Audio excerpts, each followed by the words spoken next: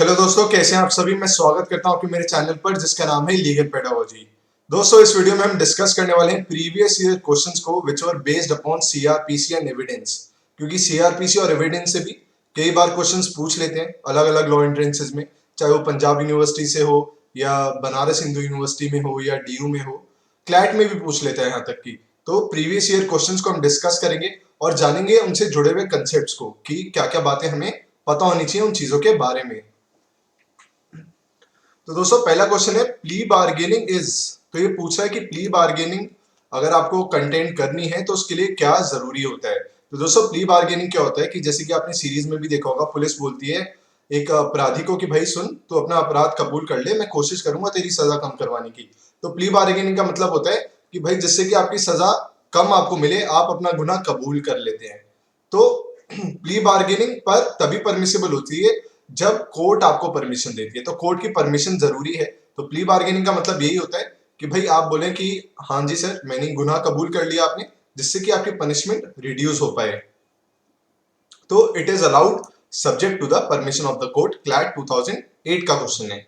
अगला है डेपोनेंट का मतलब क्या होता है। तो देखिए, डेपोनेंट वो होता है जो कोई ओथ फर्निश करता है, ओथ फर्निश करता है या कोई स्टेटमेंट देता है अंडर द ओथ।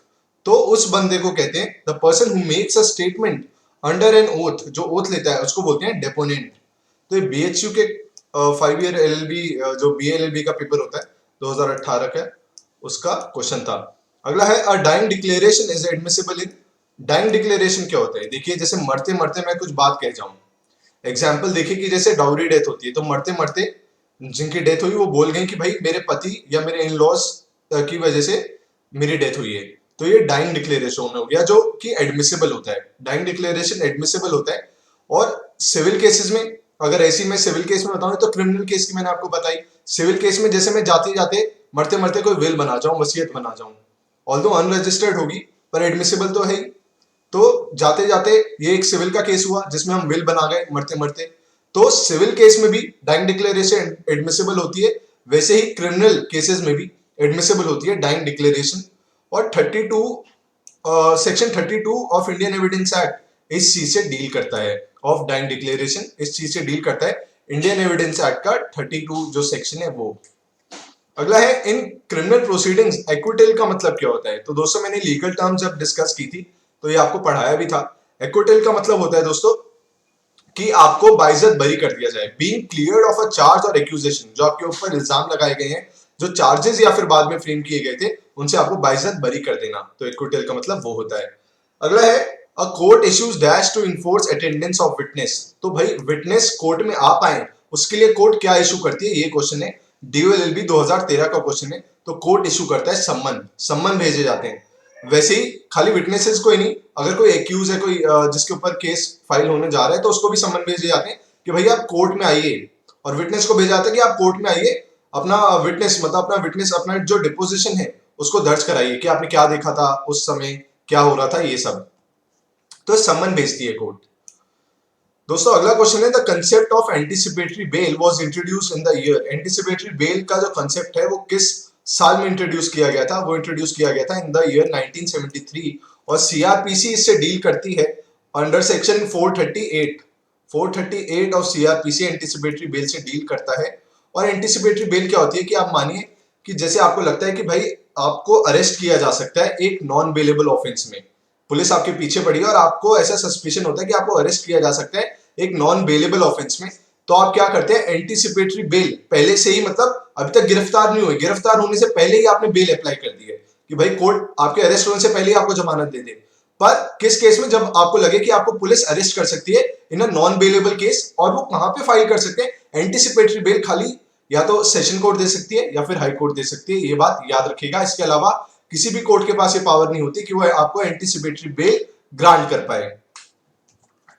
अगला है कि in a law a man is presumed to be dead if he is not heard alive for how many years. तो दोस्तों वो है 7 इयर्स। अगर 7 साल से, जैसे आज से 7 साल तक आप लापता हैं, तो 7 साल के बाद आपको प्रिज्यूम कर लिया जाता है एज पर लॉ की आप मर चुके हैं। पर आपको डेथ सर्टिफिकेट तब नहीं मिलेगा।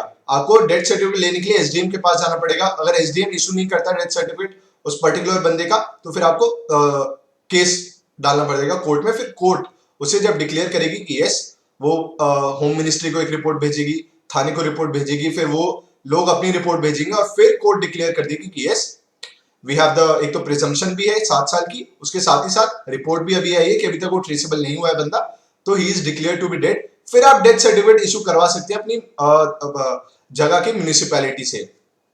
अगला है कि Malimath committee is associated with reforms in the field of, किस रिफॉर्म्स के साथ मलिमठ कमिटी एसोसिएटेड थी? तो दोस्तों ये थी क्रिमिनल लॉ में।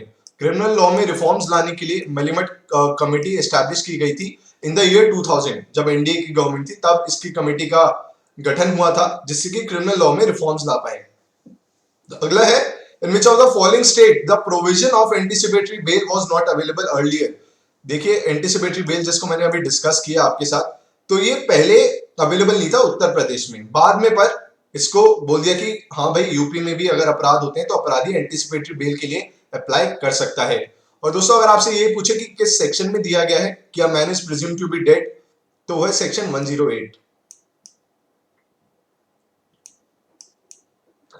अगर दोस्तों on whom lies the burden of proof where there is a plea for self defense, जब सेल्फ डिफेंस की आप प्ली लेते हैं कि भाई मैंने सेल्फ डिफेंस में दूसरे को मारा, तो बर्डन ऑफ प्रूफ आपके ऊपर नहीं होता, आपके ऊपर होता है, प्रोसिक्यूशन के ऊपर नहीं होता। जबकि ज्यादातर क्रिमिनल केसेस में प्रोसिक्यूशन के ऊपर ये बर्डन होता है कि वो प्रूफ करे कि आप गिल्टी हैं।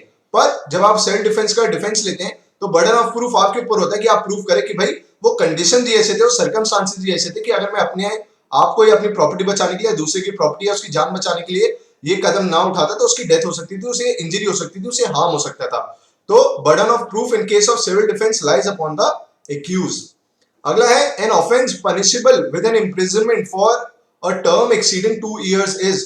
तो दोस्तों जिस कोई ऐसा केस हो, कोई ऐसा ऑफेंस हो जिसमें सजा जो है वो 2 साल से ज्यादा की इंप्रिजनमेंट की है, 2 साल से ज्यादा की जेल आपको हो सकती है, तो उन केसेस को बोलते हैं वारंट केस। अगला है in which of the following cases the Supreme Court held that the wife under section 125 of CRPC includes a diverse Muslim woman so long as she is not remarried। तो दोस्तों ये case था Ahmad Khan versus Shah Bano का। इसमें क्या हुआ था कि मुस्लिम पर्सनल लॉ है, ठीक है, और मुस्लिम पर्सनल लॉ कहता है कि भाई इद्दत के दौरान जो पति होगा अगर डाइवोर्स हो जाती है, डेथ हो जाती है, तो वो जो पत्नी है वो उससे मेंटेनेंस ले सकती है। पर अब बात क्या थी इसमें कि ये वुमेन जो थी शाह बानो जी, ये पहुंची कोर्ट में, सुप्रीम कोर्ट में, और बोला कि भाई मेरे ऊपर सेक्शन 125 और सीआरपीसी भी तो अप्लाई होता है, तो मेरे पास तो ये राइट है कि मेरे को मेंटेनेंस मिले even after the period of इद्दत।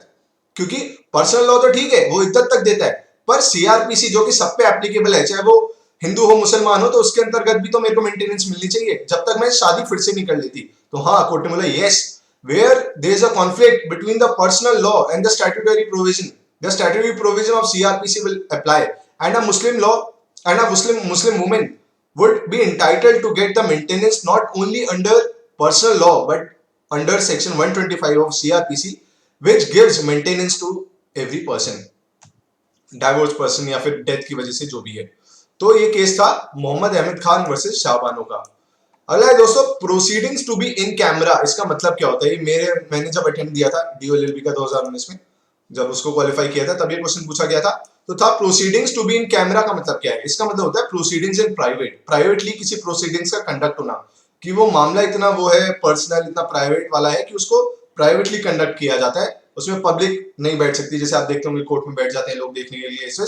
तो इन कैमरा का मतलब होता है इन प्राइवेट। जबकि कुछ लोग इसको ये कंफ्यूज करते हैं, इन कैमरा का मतलब है कि मीडिया वीडिया आएगी, नहीं नहीं, सबसे छुपा के इन कैमरा का मतलब पर्सनली इन प्राइवेट।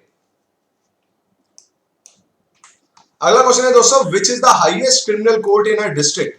डिस्ट्रिक्ट में सबसे हाईएस्ट क्रिमिनल कोर्ट कौन सा होता है? तो दोस्तों वो होता है सेशन कोर्ट। एक होता है judicial magistrate of first class, एक होता है judicial magistrate of second class, एक होता है एग्जीक्यूटिव मजिस्ट्रेट, फिर आता है सेशन कोर्ट। तो सेशन कोर्ट सबसे टॉप मोस्ट होता है, सबसे हाईएस्ट क्रिमिनल कोर्ट होता है, और इसी सेशन कोर्ट को केवल डिस्ट्रिक्ट में इजाजत होती है कि वो डेथ सेंटेंस भी प्रोनाउंस कर सकता है। पर कंडीशन क्या होती है कि जो डेथ सेंटेंस सेशन कोर्ट ने दिया है वो कंफर्म करेगी हाई कोर्ट। जब तक हाई कोर्ट कंफर्म नहीं करेगी तब तक उस डेथ सेंटेंस की कोई वैल्यू नहीं होगी। पर डिस्ट्रिक्ट में केवल डेथ सेंटेंस अगर कोई कोर्ट दे सकती है इन अ क्रिमिनल केस तो वो है सेशन कोर्ट।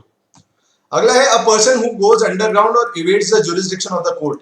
जैसे कि आज आपने देखा होगा कि सुशील कुमार अभी तक भाग रहे थे, जो रेसलर थे, भाग रहे थे पुलिस से बच बचा के, जबकि उनके खिलाफ समन वमन सब इशू हो रहा था।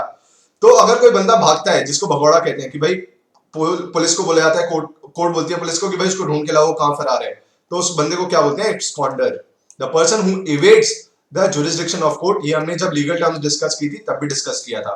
तो दोस्तों ये था पार्ट वन है, अभी बहुत सारे पार्ट्स आने हैं, प्रीवियस ईयर हम डिस्कस करेंगे सीआरपीसी, एविडेंस सबके, और मैं कोशिश करूंगा कि सीआरपीसी भी आपको पढ़ाऊं। बात क्या है कि मैं अकेला हूं, तो बहुत सारे सब्जेक्ट्स हैं, सबको पढ़ाना है, तो कोशिश ज्यादा से ज्यादा ये करता हूँ कि पूरे दिन आपको पढ़ाता ही रहूं। Thank you so much, take care.